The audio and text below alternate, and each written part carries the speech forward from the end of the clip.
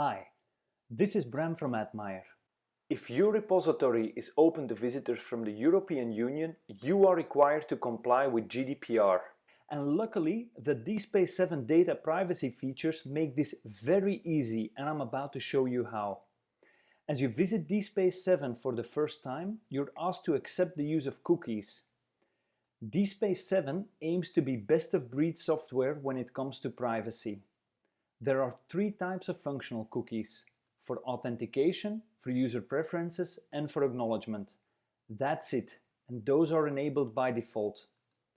According to recent European Union guidelines, non-functional cookies are disabled by default and are only enabled explicitly by the user.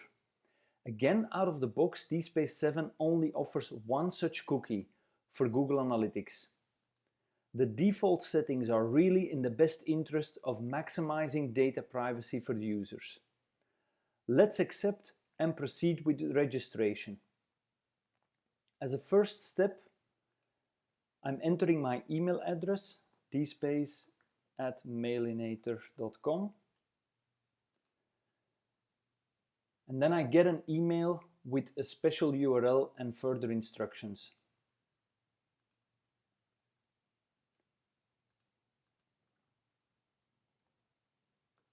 I follow this link, and then you get to the next privacy feature of DSpace 7, the end user agreement.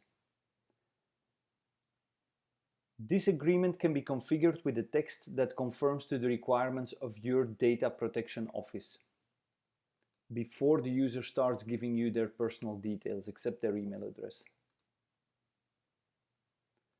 So now I can complete my registration.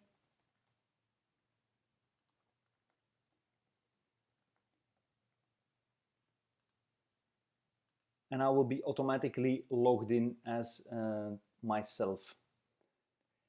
As a final DSpace 7 privacy feature, we're taking you to the EPeople management page that you can access as a repository administrator. To comply with the GDPR right to be forgotten, you can now, as an administrator, delete EPeople who are not in a workflow group.